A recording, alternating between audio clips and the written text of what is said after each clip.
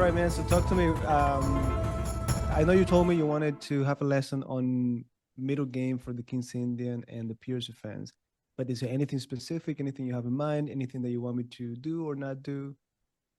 Um, I guess basically just after where your course leaves off. I have studied the opening course and went through a lot of the positions, and sometimes when I get into the middle game, I maybe struggle to find a plan.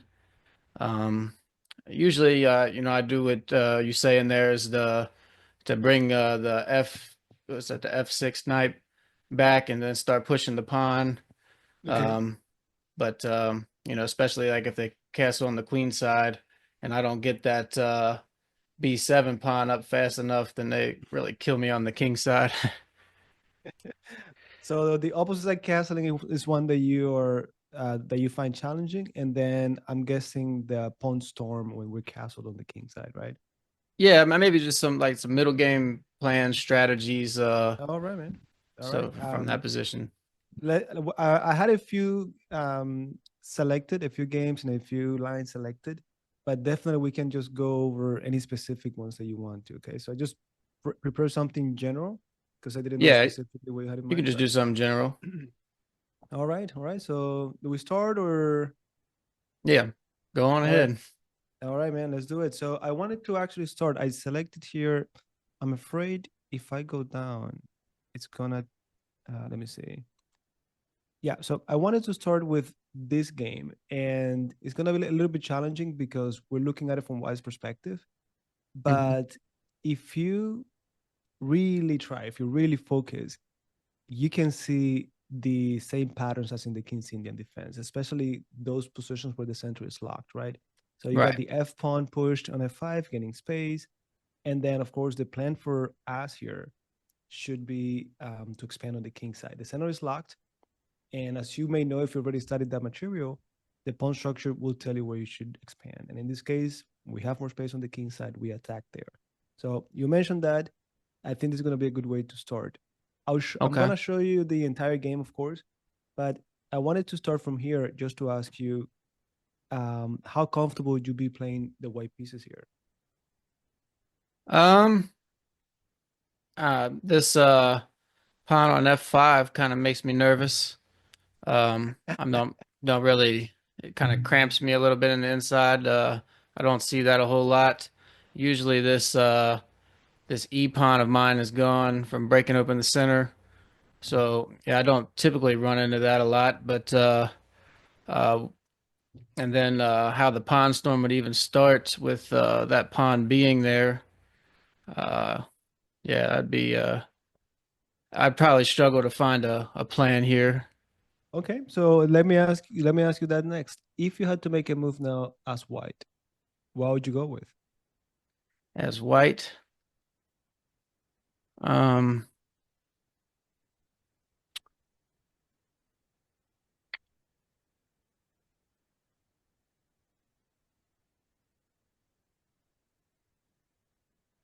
Personally, I'm tempted to move this knight on D2, but that's giving up a defender on that weak pawn on E4. But I mean, I do have the rook and the bishop covering it. Um, I'd really want to start getting rid of this knight here on F6. Uh, but that's also um, my pawn on H3 is also covering a good square, so I would say maybe knight F knight F3. All right, and what's the idea behind that move, knight f3? Starting to bring my knight into the attack, starting to eye this weaker pawn here. Um, I could possibly next bring the bishop down to B2, the queen over to A1, and create a pretty decent attack against that pawn. All right, so knight f3, just bringing pieces to the king side, and of course we are putting pressure on the a5 pawn. Yeah. Okay, perfect. Now, the one thing that I really want to reinforce is how, again, the center is locked. When the center is locked, there's nothing you can do there. You have to pick a flank to attack on that side. In this case, if we have to pick one of the two, there are two main things that I like to do. Number one, I listen to the pawn structure. Like we said, it's aiming at the king side. Ultimately, it's giving you space. This pawn that you said, I don't know what to do with it. To me, this is music to my ears because it is giving me so much space, right? Then the other thing that I do is I split the board in half. I don't know if you ever do this, especially if you're playing a classical game and you have the time. So if I look at my queen side and my king side, I want to pay attention to my piece concentration. So what side of the board do I have more pieces to attack, right? So if I look at the king side, I got one, two, three, and then of course, these two should be easy to bring over, right? So I have three attackers there. They got two defenders. So if I have more attackers than defenders, it should be easier to attack. If I look at the queen side, I got one, two, three. They have one, two, three, four. So I'm basically outnumbered. So this is like walking into the wrong neighborhood. I don't want to go into the queen side. I should lose in that case. So I'm going Right. to attack on the king side. Now, with that said, knight f3 is consistent with that plan if that's what you're going to do. But when the center is locked, we cannot ignore the pawn storm. And again, I'm so glad that you started with that question because this game is about that. And it's one of my favorite games because you get to see the pawn storm with all of its elements put together. So Okay. here, even though knight f3 makes perfect sense, the white pieces, and again, this is a grandmaster, this is a 2491 at the moment when they play this game. He just played pawn to g4. Anyone would be freaking out, but we know since the center is locked, they're not open lines to attack my king. And something else that you probably heard me say before is I feel very safe with my bishop next to the king. Like to me, I look at it as just another pawn. If you think of it as a pawn, it doesn't look that bad, right? Yeah. So all we gotta do now is attack on the king side. The moment we make contact, that's it. We take the initiative. All they will do is respond to our attack. So after pawn to g4 in this game, they have bishop to c5, just trying to challenge our bishop. We go bishop f3. Any idea what this is for? Um,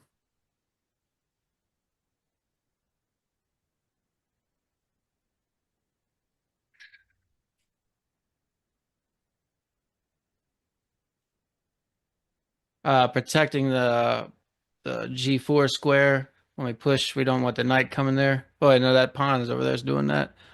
Um, I can't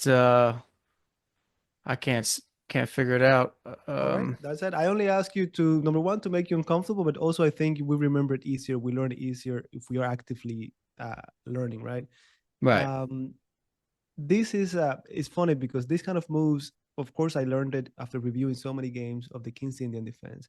But there's also a book, um, or I don't know if it's still there, but it was about the art of doing nothing, and then they addressed moves like this one that apparently does nothing. You're just moving a bishop that is the bad bishop because it's blocked by all these pawns, and it's like you're doing nothing, but in reality, it's a multi-purpose move. The main reason behind this move is to bring the rook over to g2 so that you can continue with the pawn storm. So Okay, that makes again, sense. at the beginning when you told me about it, like, oh, I don't know what to do when we push the f pawn. I know that it's just that maybe you haven't had enough experience with it yet. Once you Yeah. do, you're gonna see the typical moves. Like it's always the same thing with the same thing. When So you first asked me, I was actually thinking from Black's perspective what I would do. That's why I yeah, said that pawn on the F pawn worried me. I got a feeling, and I was gonna tell you. By the way, we're looking at it from White's perspective, but yeah, I got a feeling when you said I'm freaked out about the pawn. Exactly. Yeah. It's a powerful pawn indeed. It's a powerful pawn. So yeah, bishop f3. We don't really care much about the queen side again. Actually, I don't want to react too much there. I just want to invest every single move on attacking the king. So Okay. sorry. After queen d6, they're putting pressure on the bishop, of course. So knight c4, it defends, it attacks. Queen goes to e7, and then bishop goes to b2. We're not going to trade bishops. If we're attacking, we should try to keep the pieces. And also, to your credit, they're doing exactly what you said, man. They're putting pressure on that pawn on e5. So Wow. Yeah. rook a8. Now, let's say you're playing this in a classical game. And again, you're playing a 24-28, this Axel Smith guy. And then he plays rook a8. What's your take on that move? It kind of looks strange. Makes me wonder what that rook is doing over there, but then makes me think he's gonna push that B pawn. All right. Um, Would you be concerned about that plan, about them pushing on b5? um, I mean my knight would be has a place to retreat to. It doesn't really concern me that much. Okay. Well, the way I see it, if I'm playing this in a tournament game, I'll be thinking, number one, they realized there's no business in the center. They know I have the better chances to attack on the king side, so they shouldn't be doing anything there. If they push any pawns or they create anything on the king side, it's only going to be good for us. They create weaknesses. So Okay. they probably realized, oh, I have to play on the queen side. But more than that, I think they just have no, in summary, I think they just don't have a plan. They don't have anything good. So this is music Right. to my ears. What that tells me is we have all the time in the world to get ready. So I don't have to go like, oh, let me push and attack quickly because they're gonna checkmate me. No, no, no. I could actually put the pieces where they belong. When everything is where I need it, only then I'm going to break. Keep in mind, once we make contact, that's it. You have to be ready to follow up. You cannot just make contact, everything opens up, and then you're like, oh, give me a minute to bring my rook over, my knight. So we gotta be ready for that. But this move definitely it gives me peace of mind. Like, they don't really have anything serious. I think So that's one after of my problems. I start my attacks too prematurely before all the pieces are in place, and then I get caught in a bad spot. Well, don't feel special, man. We have all been there. I know Yeah. exactly what it feels like until you learn your lesson. At some point, you're like, okay, wait a minute. Every time I attack, I miss one attacker. There's one piece that is not here to help me out. So you learn to do it. Of Yeah. course, sometimes you can't. Sometimes you're against the clock. You gotta just break and see what happens. Right. But it's good to identify when you have the time to really slow down. So rook a8, white pieces play queen to e1, and this makes sense. Remember, if you split the board in half, we should be playing on the king side. So everyone is migrating to the king side slowly. Then bishop b4, get out of here. It's very nice also to gain a tempo on that bishop. So they go back and we get to move again. That move was a waste of a move. So bishop c1, everyone is aiming, everyone is playing on the king side. And of course, this is just to support the g5 push. So Okay. knight to b6. Now, question for you. Does it make sense for you to trade knights or no? What do you think? Um, I think if we start attacking, that he's not going to really be concerned about trading the knights. Um, I mean, it puts his bishop maybe slightly in a worse spot, but uh, I don't think it really causes too many problems if he takes and I recapture with the pawn. Okay, okay. So you're saying you'd ignore it, you leave it there, right? Yeah, To be honest, I would do the same thing. I would be like, you know what? Let me hurry up and attack you on the king side. This is just not gonna do anything. This right. game is not gonna make it to the end game. So the double pawns, I'm not concerned about it. Now you could also approach it the way he did. He basically said, "Let me take the knight anyways. If you're gonna take me, let me take you, and I don't ruin my pawn Yeah, structure. You gotta take it back, so I get to move again. So basically, I move the queen, then I gain a tempo on your bishop, and I did my next move. Now I took, you move that bishop once more, and I get to move again. And of course, he finally played rook to g2. That's it. We are ready to attack on the king side. Every single piece you have is participating. So after 97, now this is what I was telling you earlier. Once you're ready to attack, or once you attack, your opponent is going to be defending. And this is, man, I don't know how you feel about that, but I feel very comfortable when I'm attacking and my opponent is just defending. It's always good to be the one on the attack. yeah. And I always say it's way easier to attack than it is to defend. Even if the computer, let's say the computer here says, hey, this is equal. I don't care. It's much easier to find the attacking moves than it is to find the defensive moves. So Right. after knight h7, what do we go with? What do we play next?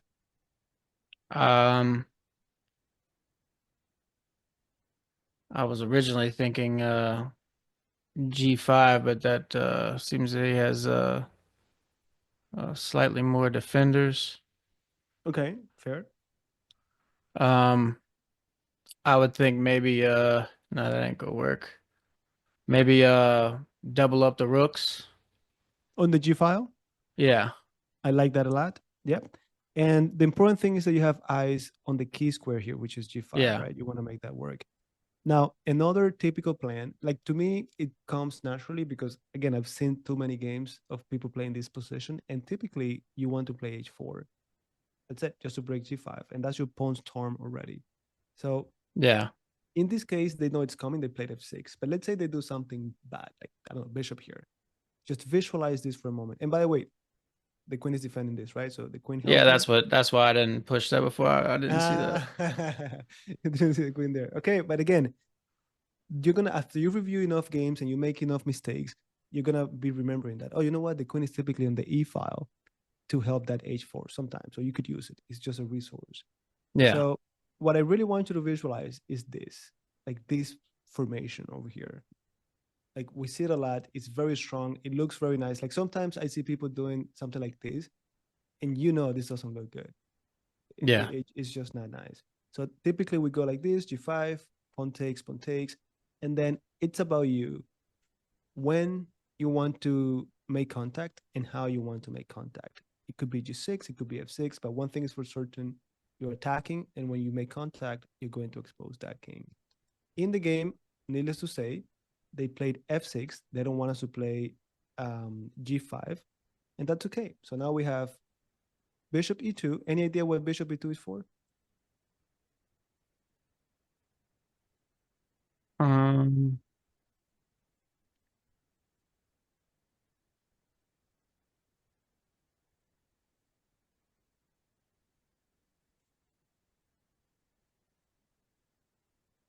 maybe with the idea of bringing it over to C4. That's exactly right. So what changed? The last move they played was F6. Oh yeah, they're controlling G5, but they opened the diagonal. So Yeah. we're gonna take advantage of that. And at the end of the day, we're still attacking the king. Now, Right. very important here. I'm gonna show you another game later where that I actually put it here to address this.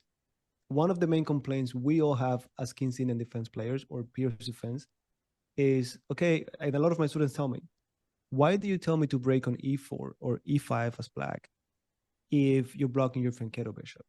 And many, many times we end up like that. And at the risk of getting you confused, let me see if I can pull that over here. All right. This is more like we're used to from the black pieces, right? Yeah. King's Indian defense, we have the Fianquero, and it's blocked. So one plan, and if you know it, great, but one plan that we do a lot, and this is a game played by Kasparov, Oh wow. is after they, well, in this case they took, but even if they didn't, we have the option to just find a better diagonal. Like in this game, you can see Kasparov just at the right moment, he just goes from this diagonal. He's looking for a brand new diagonal, a better diagonal. And maybe to you, you're like, man, I knew this, or it makes perfect sense. I mean, you don't have to say that. But to me, for a long time, I played my King's Indian defense thinking the bishop is fixed on this square, on this diagonal. And if they Yeah. block the diagonal, I'm done. And then finally, at some point, I saw a game where Kasparov goes bishop d8, bishop e6. I'm like, I didn't know I could do that. So just another yeah, I know. So another resource, sometimes that bishop is still on G7. So you could, let me see, you could bring it down to F8, you could bring it to H6. And the point is the bishop could go to different diagonals. Now, going back to our position, we got bishop E2 looking for that diagonal, bishop C5, bishop C4, king H8. And now, what do you think? Is it safe to play G5? Not really.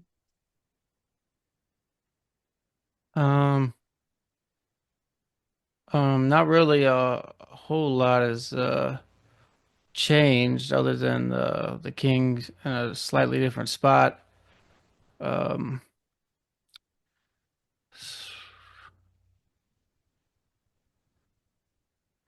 I don't think I'd play it just yet, maybe. Okay. What is it that you don't like? The fact that you might lose the pawn? Yeah, yeah, it would damage his protection. I kind of would be worried about that pawn. If I was in time trouble, I'd probably do it. But I'd like to get another attacker over there. All right, but wait, before we do that, so you said something about protection. Like, are you concerned about your king? Um, I guess I really shouldn't be. But if yeah, my king's fine. Uh, Now let's calculate then. Let's sort of visualize this. Let's say you go pawn to g5. What do you think they're gonna take you with first? I would think the F pawn. Okay, and then we could take back with the h pawn. Yeah, So far, can we visualize that? yeah. Okay, then let's say they take back with what? With the h pawn or with the knight? What do you think? Um, I don't think it'd be great for him to take with the H pawn because then that queen could easily slide over there and make that knight pinned. I would think he'd probably take with the knight. But now I'm seeing that he's going to crumble. Exactly. If even if they take with the knight, we could go bishop takes on g5. No matter what, they have to take with the h pawn, opening up the h file. Now, I don't know if you've done enough puzzle rush or tactics in general, but whenever you do a puzzle rush, you get this exercise where you have the bishop taking this away from the king, and then you just gotta sometimes you sacrifice something to open up the file, and then the other piece comes in, and that's a checkmate. So my point is, with this bishop on this diagonal and the h file open, that should be really good for us. Of course, if you visualize it. Again, Yeah, you could get to this conclusion either because you're already proficient at tactics and you can visualize and calculate, or because you have reviewed enough games and you're familiar with the typical resources, the typical tactics. So here, yeah. g5, indeed, they took with the f pawn, we take back, h takes, and then how do you think we should go about taking advantage of the h file? We know we have to be better. We know the file is open and our major pieces are ready for it. But how would you go about it? And again, sorry to keep bothering you and asking you questions, but just to make it more active learning. Um, I'd probably want to first take that pawn with the bishop, so it makes the um, forces him to have to move the queen. Um, But you know the knight could take you, right? yeah, but then I could come with check, and no, And that the ain't knight gonna goes work. back up. Yeah, yeah. Um, hmm.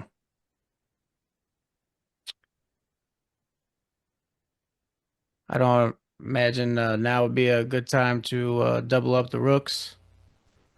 It doesn't seem like that rook on the F file's doing much. Oh, but then I can't because that bishop's over there looking at it. Um, I don't know. Don't lose focus of what truly matters, which is the H file. That's what the black king is. So Yeah. I know you want to double up to put pressure on the G pawn, and it makes sense to me.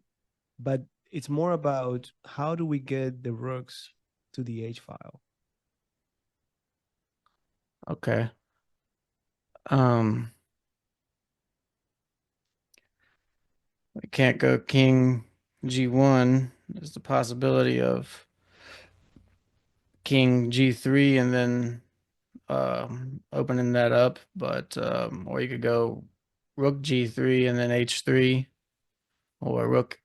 I'd probably be better rook F3 and then rook h3. There you go, man. There you go. So we get that out of you. We got that out of you. Rook lift and then rook rollover. That's it. Yeah. Once you understand what you want, then it's very clear what you need to do. You need the H file, and that's it. So rook f3 was played, then queen f6, rook h3, bishop e7, and then finally it's time to double up like you've been trying to do, but we double up on the H file. So we get the king out of the way, and we're ready to double up on the H file. At this Yeah. point, they resigned, but there's just nothing they could do. There's just nothing they could do about rook h2. Now, Okay. any questions about this? Does it make sense? Too fast? I know we're looking at it from white's perspective, and we typically play it as black, but any questions? No, that was a good lesson in that game. But that's exactly the thing I feel like I struggle with, so that's very Well, helpful.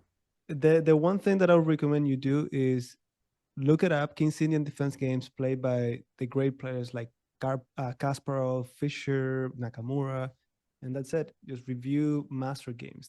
It should be part of your training. Okay. So is that like the best way to learn middle game is just to review master What games? I don't but look, I wouldn't go as far as to say the best way, but it should be part of your training. And you could do it here. I don't know if you can see the whole screen that Lee chess or not, but if I go, let's say I go, okay, this game from Kasparov. I'm sorry. So from here, I don't know how familiar you are with this, but on Lichess, you have this little feature where you can actually activate it, and not only does it tell you the theory, but if you scroll down, you can see master games from this position. So here, look, you have Magnus Carlsen playing this. You have Carlsen playing it again against Dean Liren, against Levon Aronian. Grishuk is another great King's Indian defense player. So if you open it, you're gonna see how they play it, and then you see 5 games where they use the same plan. Okay, I like this plan. I'm gonna keep it. I'm gonna use it myself. I'm gonna mess it up, make mistakes until you perfect it. But it should definitely be part of it. Make sense? Okay. No? Yeah. Yeah. There you go. All right. So yeah, the other thing I wanted to talk about was that idea of rerouting the bishop to a different diagonal, like we saw in this game from Kasparov. And I'm going fast just to show you that here quickly. Again, they take. My bishop is in bad shape. I'm looking to reroute it to a better diagonal. And that's exactly what happened here. I'm not going to go deep into the game, but just to really reinforce that. Any questions about that? Anything that is not clear? Not really. I've very rarely did that, but that's that bishop sits idle for a large portion of the game until things start opening up. It getting that involved would be very helpful. Exactly. It's just a matter of knowing that it exists. Again, maybe someone thinks of it by themselves. It was not my case. Now, before we walk away from these plans, let me see if I can. Okay, I have it here. See if I can bring on a quick game.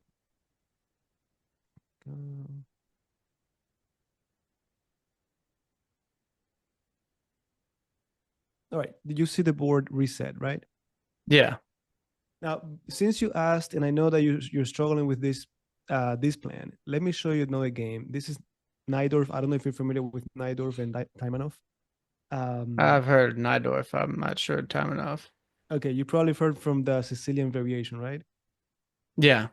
Okay. Well, Taimanov is also he also has a Sicilian variation after his name. Oh Just wow. general knowledge. Okay, so Bishop E2. Are you familiar with the name for this line in the King's Indian defense, or not really? Um, I see it a lot. I'm not sure of the variation. Okay, so when you play the King's Indian defense or the Pirc defense, you have the classical variation, you have the Austrian attack in the Pirc defense, and so on, right? So Yeah. whenever you see this knight on f3, this is the one that I say to me, it's quiet, it's peace of mind. They're not gonna attack me like crazy. So it's the classical approach. Now, this is where you have different. You're gonna see this at kingside attack the most. In the course, I don't recommend e5 right away. I've never played e5 right away. It could be very complex. I prefer to play knight to b to d7 first and then e5. So I just prepare it first. Or sometimes I play knight a6 and then I go pawn to e5. So, and I'll show you more of about knight a6 afterwards. But just to get to the main line where you see the main position where they close the center. If they take, as you probably know, is a whole different plan because you get a different kind of structure, different kind of center. If they advance, you get the locked center. It means if we attack on the king side, they attack on the queen side. So in this game, you can see how they get the f5. This is the move you were referring to. F3, f4, g5. You see the same move in the game that I showed you as white. We needed to play g4 as white, right? Just to get the pawn storm going. You see it here. It's the same thing. g5, knight f6. Now, how did I tell you that we typically break on g4? What do we need to do first to make it safe?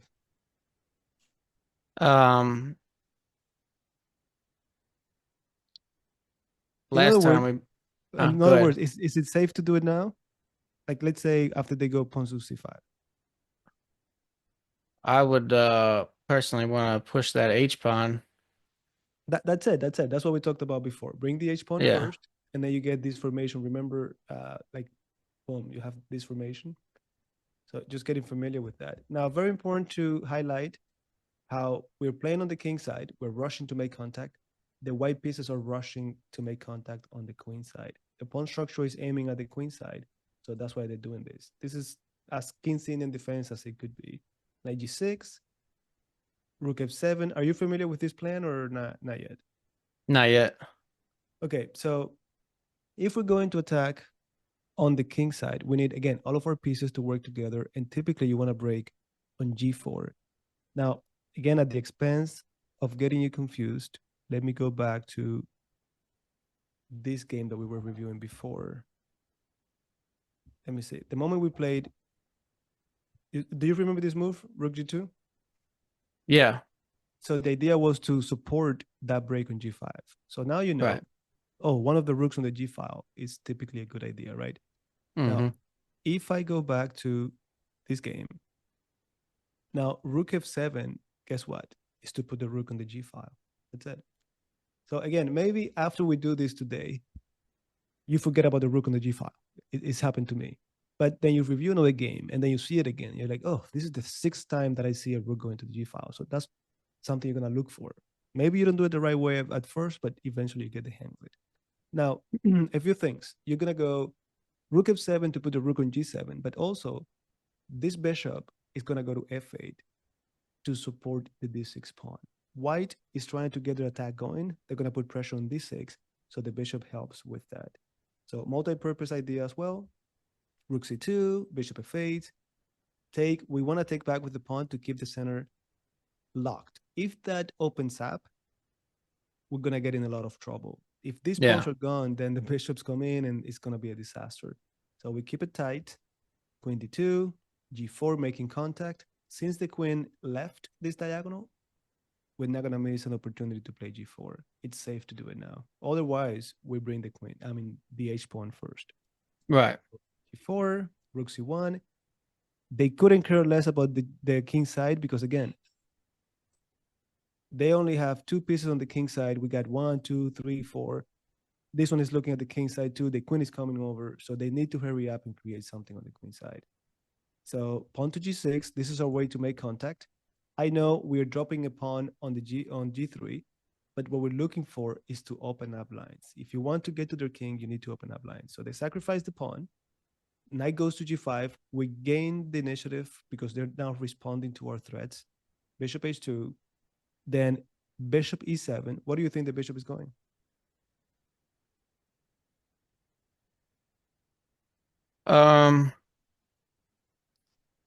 I would think eventually G4 or G5. Yeah. G5. There you go. And again, man, you're probably tired already of hearing me say this, but to me, this was never an option. I never thought of my bishop going to a different diagonal. And in this case, you have a very nice diagonal for that bishop. Yeah. So something to keep in mind. Bishop d7, bishop g5, bishop e3. You see how that bishop went from being really bad to getting in there on the dark squares. King moves over, queen g5. We keep adding more pressure. Bishop f1. And I'm going really fast over this part because I just want you to appreciate the transition from opening to middle game. Once you have Okay. this structure, it's all about migrating your pieces to the king side. Look, that queen goes from queen side to king side. Bishop f1. This rook, look, the only piece that is not on the king side finally comes over to f8. We Wow. don't even know how this is going to end. We just know that the more pieces we have there, the more chances we have to create a tactic and finally get to the king. So rook to d1, pawn to b5. Now, this is something else that I would never do. I would never play on the queen side. Here, Najdorf is saying, okay, let me contain any attack that they might have. They even broke this battery that they had, so I think they gave up on the queen side. But I'm going to take a moment to take everything away from them. So a4, trying to dislodge that pawn, and that way they can get to c4. a6, we want to really secure that. Pawn takes. Rook gets to the 7th rank. How do you feel about that move? If you're playing this in a game and you see rook c7, are we concerned? Are we not? What do you think? I'm not really concerned. That bishop's protected, and it's not like it's going to be doing anything right away. Exactly. And the most important Yeah. thing is that it's one piece only. Like there's no way this guy's going to create anything with one rook. There's just no way. Yeah. So they ignored it. They just went rook g7, as you're already familiar with this idea. Mm-hmm. Then knight b3, knight h4. Everyone continues to put more pressure. Now, pretty straightforward. I'm ready to take, followed by checkmate. They brought the rook back to c2. Now, this would be, for me, again, peace of mind. They went back, and the one attacking, they're defending. Good. I could even take a moment to just do nothing if I wanted to. All right. Next move here. This is the part where a lot of us get in trouble. Bishop h3. Adding more pressure to it. Of course, they should not take it. But this is actually a moment that I wanted to pause and really tell you, if you play the King's Indian defense, you're going to get positions like this, which means your tactics have to be on point. So if you're a King's Indian defense player, you either play it because you're a very tactical player, or if it's the other way around like me, I like the opening first, then you got to realize, look, you got to do lots of tactics. You have to be sharp because it's going to go like this many, many times. So if you get this far and then you cannot find a move like bishop h3, you're probably going to get in trouble. Now, Yeah. the question to you is, what do you think is the plan if they take? Um. Hmm. Good question. Yeah.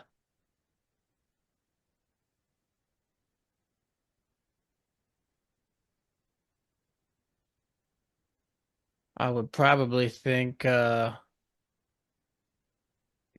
take with the knight, take the F pawn with the knight. So you're saying they take and then you go knight f3, Yeah. attack at the queen? Yeah. Okay, what if my queen simply goes away? What would you do then? I could also now remove a defender from the king. I could then take that bishop over there. Okay, so you take the bishop, and then let's say I go rook g2. Oh yeah, that rook. The annoying rook. Uh-huh. Now Yeah. I'm asking you these questions because if you could, you want to look into the forcing moves first. Whenever you're doing a tactic, whenever you get to a critical moment in the game, you want to start by looking at forcing lines. For example, if pawn takes, I like knight f3, you're hitting the queen, but my brain is already trained to look at the checks first. Yeah. If they don't lead to anything, I just stop and go back to knight f3. But take a moment to think of pawn takes h3, and then queen g2 or queen g1. See if any of those two seem promising to you. Um. Oh yeah, that bishop's over there. So you could go queen g1. Uh, then he takes with the bishop. Then the rook comes in with check. Then he has to go to h2, and then could play yeah,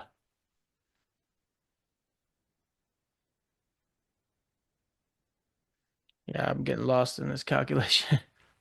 See, right there, that's the main. And I don't know. Again, this is the first time I meet you, so I don't know what your goals are and what you're doing and so on. But the main thing that you need to work on is on that, improving your ability to visualize. If you improve that, the whole game is going to change for you. You have What's to the go. best way to do that? Yeah, it takes training. There's specific exercises you could do, definitely. But the most basic way to approach it is just solving exercises. Like, for example, let's say you struggle on the third move. You can visualize two moves, but on the third it gets blurry. Well, you could do mates in three, for example, or mates in four. And just doing it over and over, you're gonna get to the point where, okay, three moves is easy for you to visualize. But of course, there are a lot of other exercises that you could do. And I could tell you at the end definitely a few more, but that's one skill that you have to improve. You have Okay. to. All right, let's do it together. So imagine the pawn taking on h3. And Okay. when I say take on, imagine, I mean update the image in your head, because we often say the words and yeah, but we don't really see it happening. So imagine that pawn moving from g2 to h3. Okay. Good. Then the queen goes to g1. That's check. What could they do about it? Um, he can take with the bishop on h2.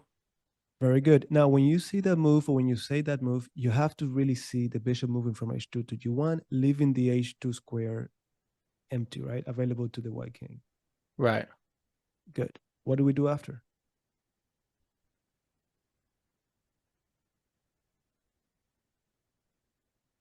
Oh, okay.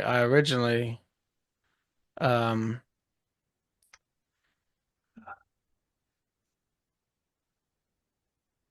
I was originally thinking to go there with the rook, but yeah,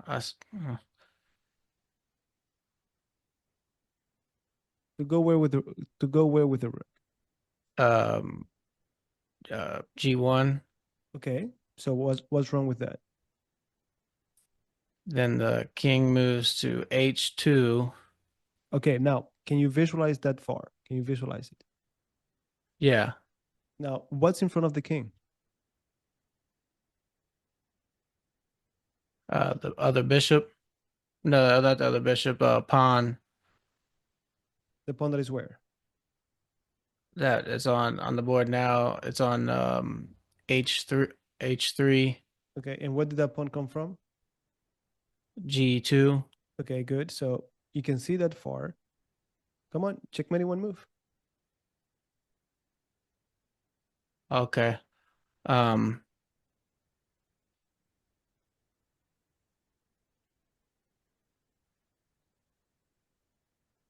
Okay. Um. Uh. uh, Take your time and feel free to redo the whole thing in your head. Pawn takes my bishop, queen goes down, bishop takes my uh, queen, rook takes it's jack, king it's goes that to h. knight takes f3. Oh, but what if the pawn takes you? Um. That pawn's not there. That's it. That's it. That's it. That's it, man. So if they take, boom, boom, boom, and then that's a beautiful checkmate. That's a Wow. beautiful. Yeah. Now, Yeah. do That you? calculation's kind of challenging. It is challenging now, but if you train it the right way, it's just gonna become easier and easier. And again, the whole game is gonna change for you, because you have to, man. Otherwise, you're gonna get here, and because of your lack of because you don't have the ability to visualize, you're gonna miss opportunities like this bishop h3, and these are the game changer moves. So definitely. Now I'm gonna leave it here. Let's assume they took, because again, I just wanted you to see how we went from the opening to locking the center to adopting that plan because the center is locked, and then we just transferred everyone to the king side. And when your pieces are working together, they're active, tactics are going to be in the air. Can you find them? That's a different story, but they're there. All right. Yeah. Does this make sense or no? Yeah. Yeah. All right. Perfect. Now let me go on. The other thing I wanted to do, let me go here. So brand new board. Um, let me show you this position. So this is more, since we don't have the c pawn on c4, this is going to be a Pirc defense. And let me ask you this. What do you typically play here as black? The first move I would usually play is c6. Okay. And I like then to what's, take away them squares from the knight, and then I bring the other knight over to d7. okay, d7, and then eventually what do we do? And then the next move would be e4 or e6. Okay, so we're saying something like this, and then you mean e6 right here? No, e5, Oh, e5. okay. So pawn to e5. Then let's say we take with the pawn or we take with the knight? Um, I typically take with the knight or the pawn. Okay, take with the pawn. Let's say we get to this position. All right, so something like, let's say something like this. I see that a lot. I probably was in that position within the last 3 days. There you go. Now, what's the plan here? How should black continue? What's the long-term plan? Um, well, he's got a lot of pieces on the king side. Not a whole lot on the queen side. I never usually attack on. I usually start attacking wherever the king is, not whatever less material. But that's a good point you made. Um, really, I would want to. I'd probably bring my bring the knight down to e8, and then I would typically start pushing. But I mean, it's not. Yeah, In f5, right? yeah, Well, that's that's a perfect recipe to get destroyed in the next yeah, 5 to 10. And I tell you because it's happened to me over and over. Now, yeah, understand two things. Number one, this center is not the same kind of center we had in the other situation. It's not like you have 4 pawns locked in there, and when you play a 5, the center is going to be pretty much open. This bishop is going to be killing you through here. Like you don't have that pawn on d5 that they yeah. had in the other line, right? So Right. we do not want to open up. This is like suicide. Yeah. Also, for me at least, typically when I play with the c6 plan, I forget about that crazy attack that we just saw, the pawn storm and all of that. This to me means a quieter, more strategic approach, and you gotta behave like so. Otherwise, you're gonna mix up the plans. You're gonna get blown off the board. So let me let me actually bring a. Well, actually, let me do it from here. Are you familiar with this opening with c6 here instead of g6? I've never played that before. All right. So a lot of my students, I start them off with this one. This is called the check Pirc. It's also the Pirc defense, but it's the check variation. And basically, it's a simpler version of it. So it's a good way to start with this one. You get some of the main ideas and plans. Then you could transition to the other one that is more dynamic and richer and so on, right? Now, let me show you more or less how this goes. So we play queen a5. You don't have to, but I like it because you get this pin and then you threaten to get a free pawn.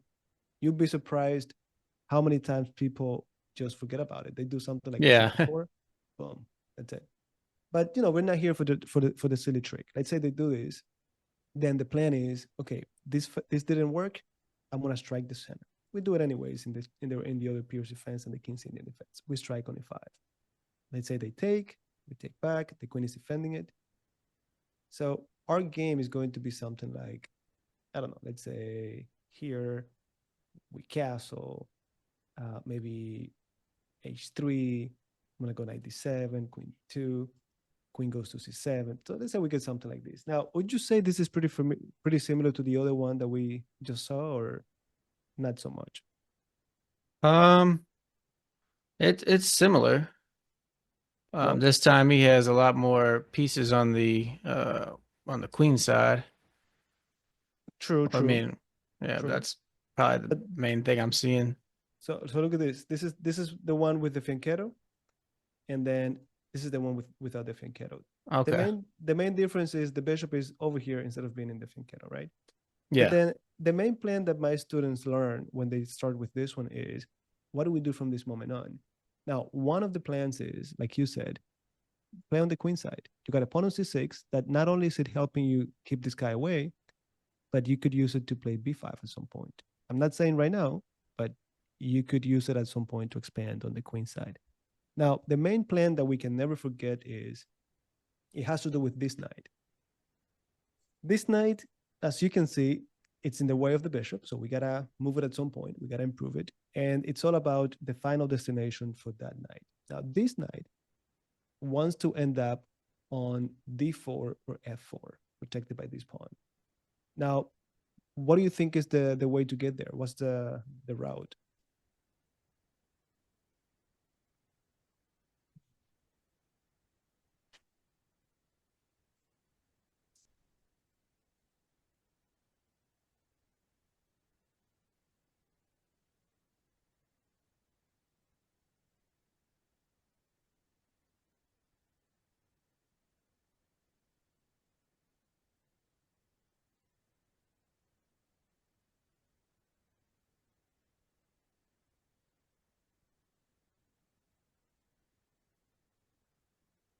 Oh, You can say no idea. no idea. All right. So typically, the way we go about this is anytime anyone asks, how do you get a knight to a specific square? What we do it, at least that's what I do. I'm not saying this is the only way, but what I do is I think of it backwards. If you want me to land on d4, I gotta think, where do I need to be in order to get to d4? Well, probably on e6. If I want to get to e6, where do I need to be to get to e6? Well, probably on c5. And right there, my friend, you got one way to get there: knight c5, knight e6, knight d4. Now, That's a good idea. right? So this is a typical plan. You go knight c5. Everyone thinks you're attacking the bishop. Some people move it back. Some people say, take it. And, and then just go knight e6. And next thing you know, you're going to land on d4, f4. Now, let's say they defend the pawn. Now, you have the option to go rook d8 and boom, knight d4. Like imagine something like this. I don't know about you, my friend, but I really like it. Yeah. This is very, very powerful. Now, the other option you have is bring it to f4. Now, some people don't like it because your pawn is doubled and so on. But if you're playing the other line with the bishop in the fianchetto, that's music to our ears. Yeah. Now, even with that, if you don't like that, a plan that I really enjoy is you go knight h5 just to land on f4. And then again, just to show you, if I do this now, you see you always end up with a knight on f4. And it's a very powerful knight. They cannot even kick you out because then h3 falls. So this is definitely what we're looking for. And it's really, really helpful, especially the lower levels. There's no way your opponent are going to see this coming. Like you go 97, you already know the whole thing. You know where the pieces go.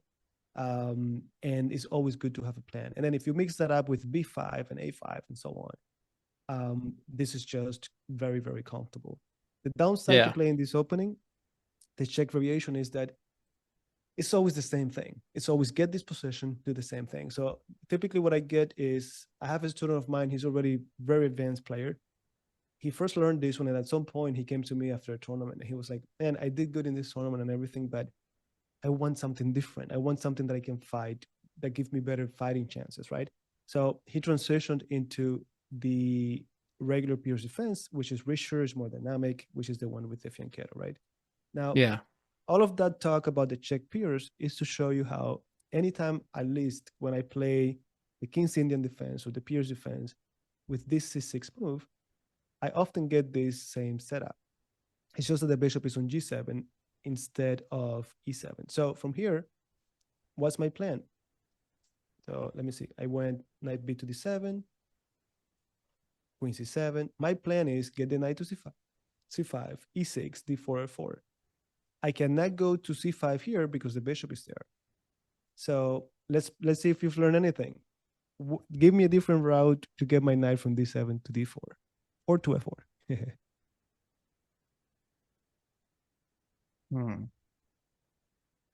So from f4, we'd come from here, here.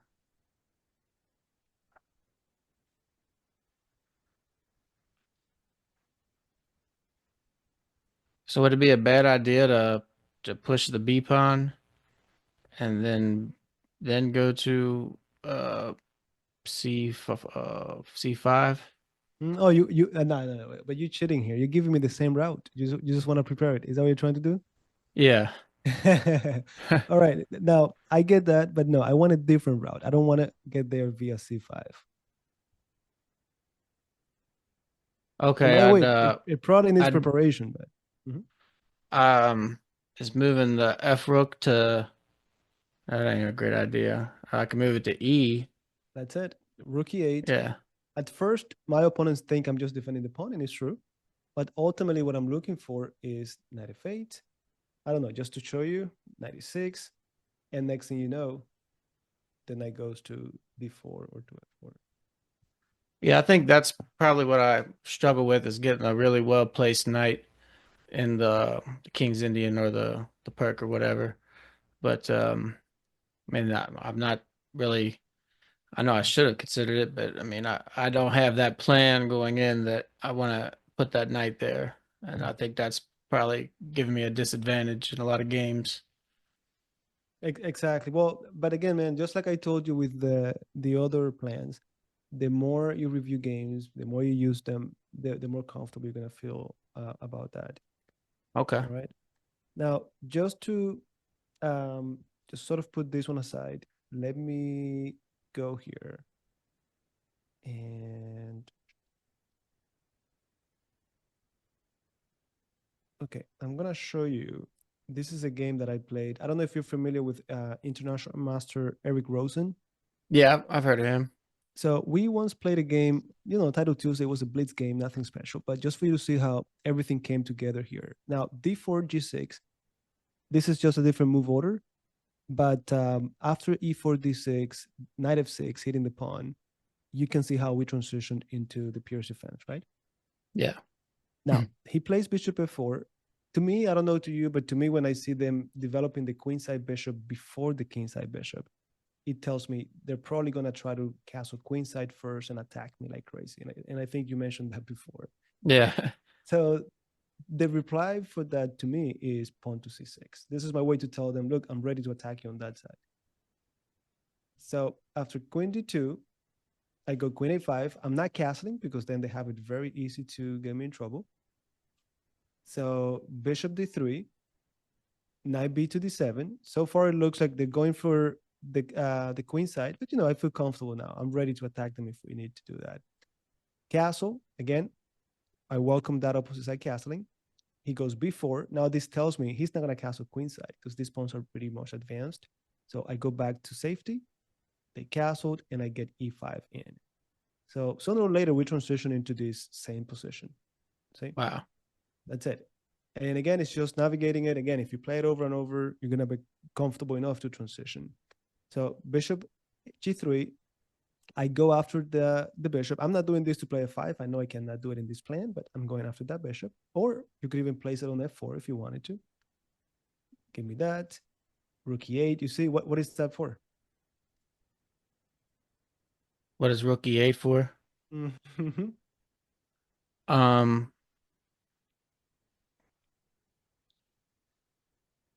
You just told me. You just told me in the other position. it was protecting the pawn, but it was Yeah. also to bring the knight up, bring that knight up, so bring the knight down to f8. That's exactly right. Yeah. That's exactly right. So typically I prefer to go to c5 and e6 way faster. I don't have to move the rook. But again, before in the other position, it was the bishop here. It didn't let me. This time they have the pawn there. So I just went rook e8, knight f8. And then, yeah, they're like, I don't want you to do it. And I'm hitting f7. So I just went 96 anyways. They took it, fine. And then we got to this position. Now, the game, I think I ended up winning this one on time. Nothing special. But you can see how we did the same plan. From opening, we get to the middle game position. We did the same maneuver with knight. That's it. And we get a very nice position here. Now, just to show you quickly how the game ended, just for me to show off a little bit. Look, same idea. Bishop f6. We talked about it, trying to look for a better diagonal. Yeah, we simplified a little bit. Rook d4. I messed up his pawn structure. Then the bishop is just, I got a pass pawn. And, we went back and forth, I think a few seconds left for each one of us. And if I remember correctly, he just ran out of time at some point. Yeah, we're just going back and forth. Yeah, here when I play king e6, he ran out of time. And that was it. But again, the opening, we talked about it, transition into the same middle game. And then it's the same plan with the same plan. So I don't know if this helps. But yeah, it's there's nothing creative here. Things that I've seen before, and I play them over and over. Any questions? Just the question that I'm probably 1336 now, and Okay. I was doing the YouTube series Road to 1500, and I was wondering like what should be the main focus in trying to get to say 1500. Well, to me, I think getting to 1500 is mainly the tactics. Like you have to be able to see 2-3 move combinations easily. And I'm not saying like fancy, sophisticated. I'm just saying if there's a 2 move combination to get a fork, that you can see it. Just like sort of what we did today. 2-3 move, not 4-5, just 2-3 moves quickly. And also at that point, you want to start paying more attention to endgames. In my experience, most people get to 1400 because they get really good. They get a really good vision of the board, meaning they see good moves right away, like tactics, hanging pieces. Then they get really good at finding the basic tactics, like the forks, the pins, and the checkmates. But then they hit a plateau sooner or later. And the Yeah. reason why they do it is because everyone in their rating bracket has the same skills. So how are you going to outplay them? Well, now you have to start dedicating more time to the end game. And I'm not saying read an entire end game book, but definitely get a good foundation when it comes to end games. King and pawn end games, rook end games. That's it. I always tell my students I've never read an entire end game book. I just know my king and pawn, my rook end game, and then with my ability to visualize, then I'm good to go. Okay. Okay. Yeah.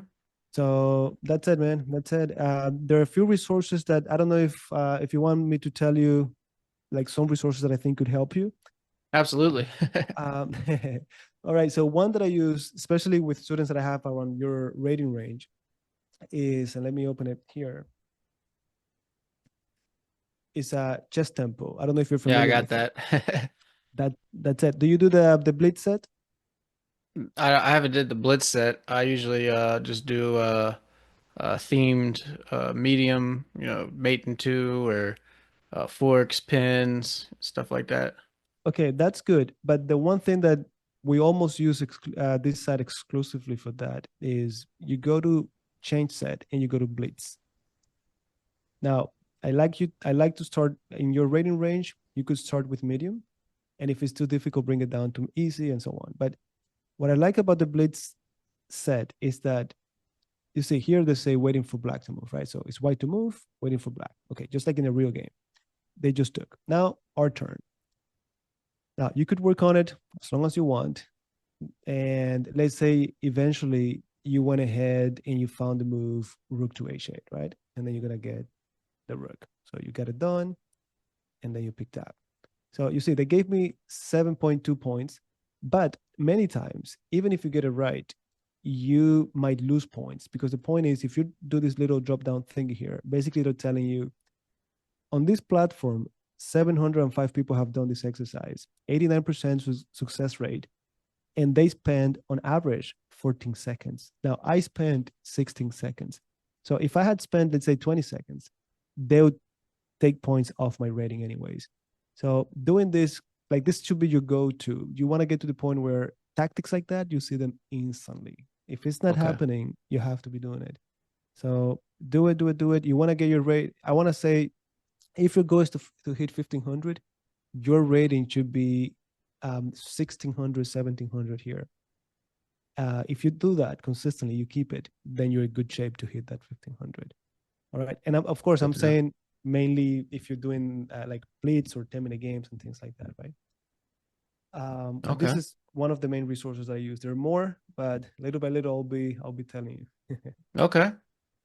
Any questions, man? Any line that I didn't review, anything that you want me to cover, just tell me. No, that was all very helpful. I mean, that night plan and the Pirc defense is I think that'll be a game changer. That and improve your tactics, your ability to visualize, and definitely you should be hitting that next level little by little. Okay.